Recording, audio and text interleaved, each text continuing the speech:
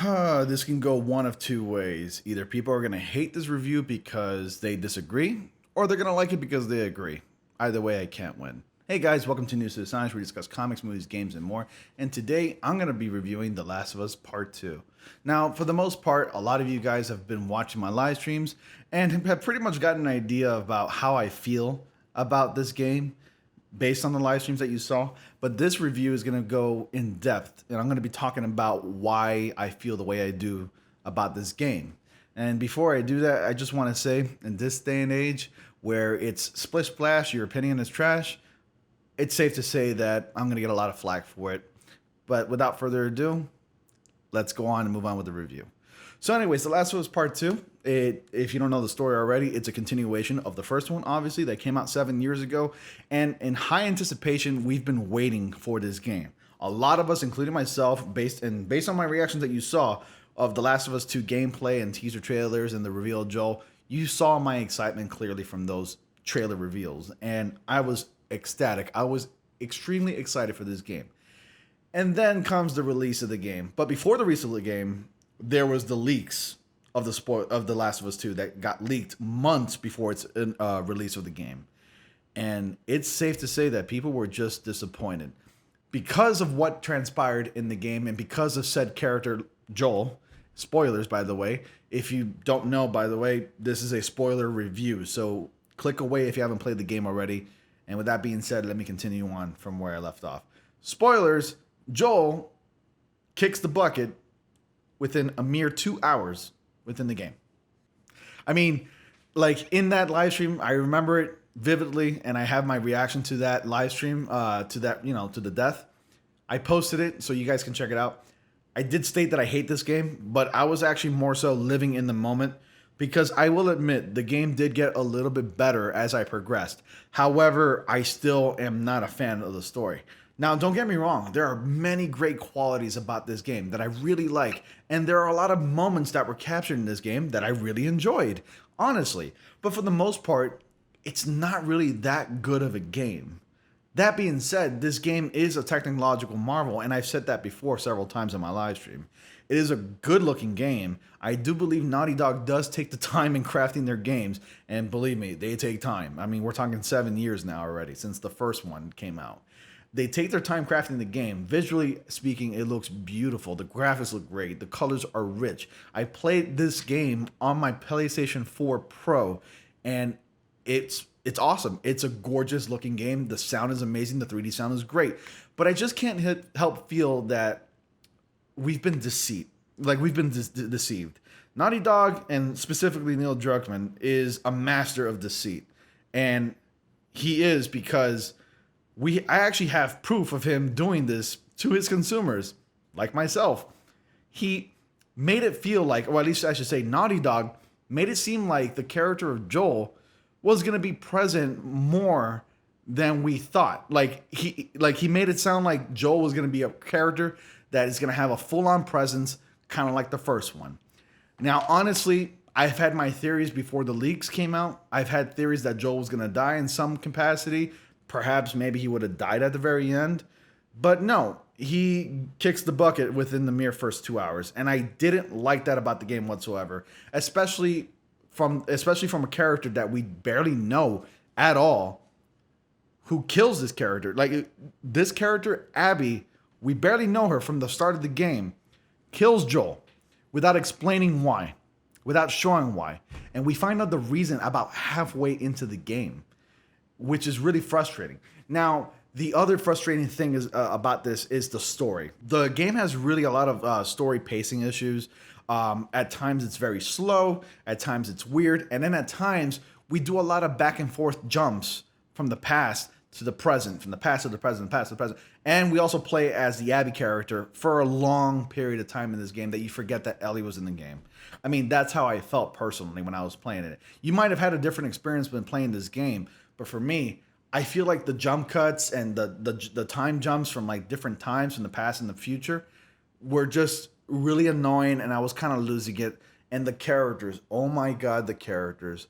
A lot of the characters in this game are forgettable. I can only probably name about 5 characters by name, and that's about it. I can't remember the rest.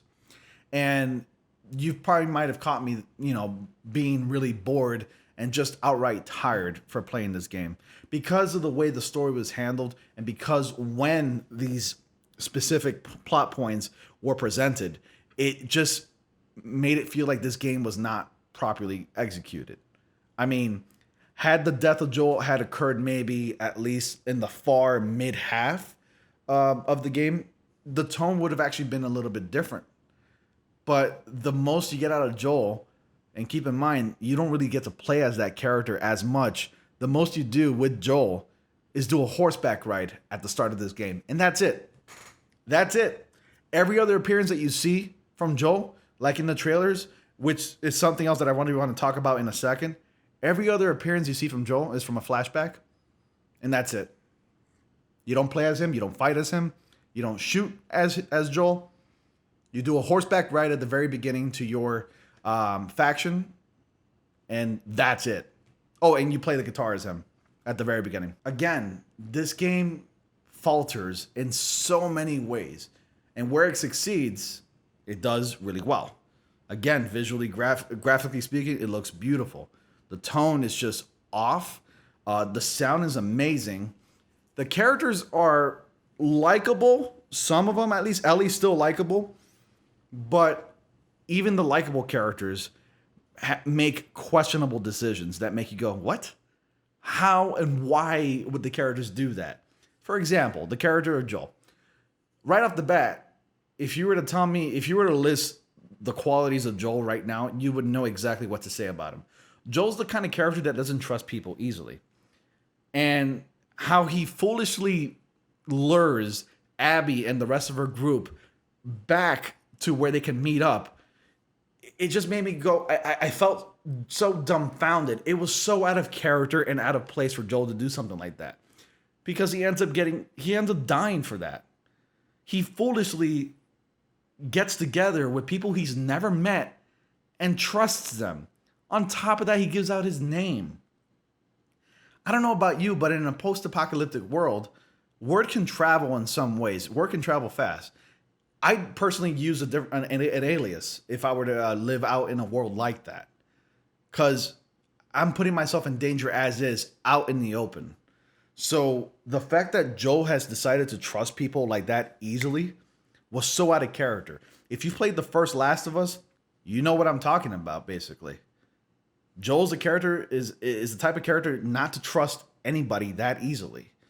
And I'm not going to go into greater detail as to like the questionable decisions that were made in this game, but let's just say there's a lot of that in this game. And, again, I don't want to sound like I'm overshadowing the great moments because there's quite a few great moments in this game. But again, as a whole, tonally speaking, story pacing, decisions that characters make, some characters are just forgettable. Those are just the bad qualities of this game. Now, is this game a horrible game? No, it is not a horrible game. I just want to put that out there right now. This game is by no means a horrible game. However, it does not retain that replay value like the first one does. I can play the first one multiple times and never get bored of it because the first game is just that good. And I had this expectation that I was going to get another Last of Us of the same quality of the first one. And I didn't. I was just disappointed. And and this is coming from someone who did his absolute best staying away from the leaks as best as he could. I already knew the Joel death was coming, actually, and I discovered that leak by accident. As usual, you're scrolling through social media and you accidentally see a leak for like your favorite movie or game.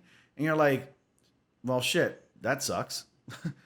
But all in all, I gotta say, to point out the cons and then the good of this game. Storytelling, the cons, storytelling. Questionable decisions that character makes. The deceit that Naughty Dog has presented us. They deceived us. If you look at any of the trailers with Joel in them, those characters are actually replaced by another character in the game, Jesse. So if you know what I'm talking about, check it out. If not, I'll post those images right here, right now, so you can see the difference between in-game and in-trailer.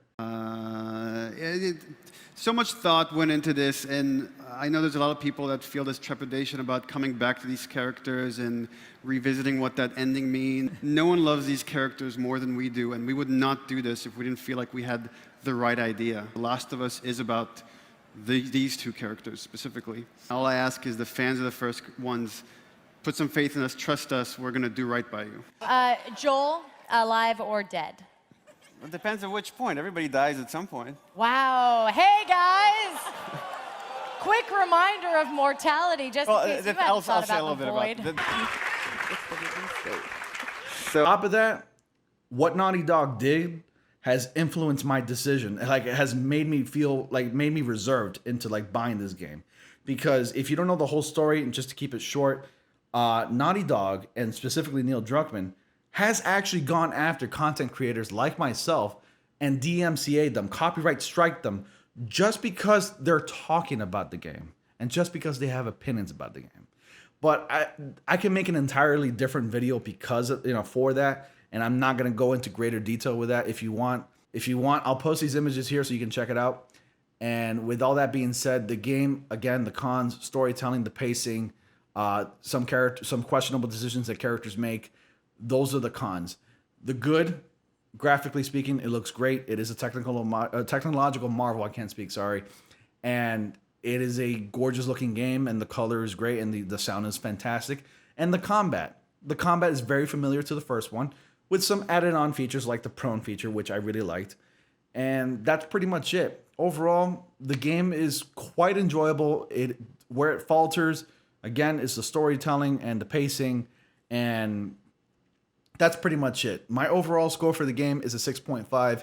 It's not that really bad of a game. It's not a horrible game, and it's not that bad. There are some memorable moments. There are some really good moments that I think you'll like. But if you're going to go ahead and buy this game, I highly suggest you wait until it goes on sale for like about maybe $30 to $25. And that's pretty much it. But anyways, that's my review for The Last of Us 2. Sorry, it's not exactly scripted, but I've been thinking about this game, and I've been thinking about what I wanted to say for this review for quite a while, for the past couple of weeks, actually.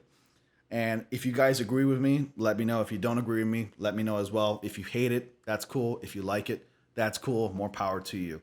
Anyways, that's my review for The Last of Us 2. Thank you all so much for watching. Be sure to like, comment, subscribe, and click on bell notifications so you all don't miss anything. And as always, I will see you all in the next comic panel.